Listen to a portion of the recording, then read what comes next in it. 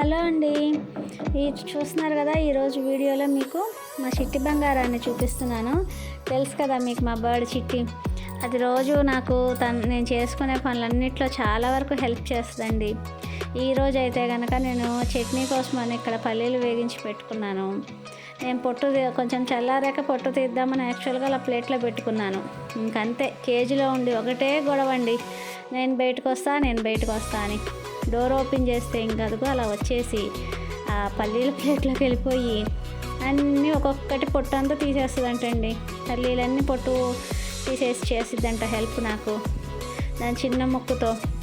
సరేలే అని ఒక హాఫ్ అన్ అవర్ వదిలేసానండి. అట్లా దాదాపు ఒక 30% దాకా అన్నీ వదిలేసిందండి చింతలు. అట్లాగే దానికి అలాగ మనుషులకి హెల్ప్ చేయాలని అవి చూడండి ఎట్లాగా ప్రయత్నం చేస్తున్నాయో. దానికి ఆట, మనకి హెల్ప్ రెండు. అలాగే ఎప్పుడైనా కరివేపాకు అట్లాంటివి తెచ్చినా కూడా దాని ముందు పెట్టేస్తాను పేపర్ వేసి. ఇంకంతే, కరివేపాకు ఆకులన్నీ ఒలిచేస్తుందండి. ఒక్కొక్క ఆకు మనం చేత్తో దూసుకుంటాం కదా కరివేపాకు స్టోర్ చేసుకోవడానికి, ఇంకంతా ఆకులన్నీ ఒలిచేసి నీట్గా అలా పెట్టిద్ది. ఇలా చూడండి ఎట్లా ఓపెన్ చేస్తుందో. ఒక్కొక్క గింజని తీయడం, అదిగోండి పొట్టు తీయడం, పక్కన పడేయడం, మళ్ళీ ఇంకో గింజ తీయడం, పొట్టు తీయడం, పక్కన వేయడం. అట్లాగా పాపం 30-40% చేసేసిందండి. ఇంకా తర్వాత నేను చేసుకున్నాను.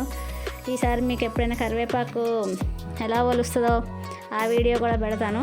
పచ్చిమిరపకాయలు వలవడం, ఇలా అన్ని పనులు చేస్తుంటాయండి కాక్టైల్ బర్డ్స్ హెల్ప్. ఎప్పుడైనా నేను వంటగదిలో కూర్చోబెట్టుకుంటాను వంట చేసేటప్పుడు.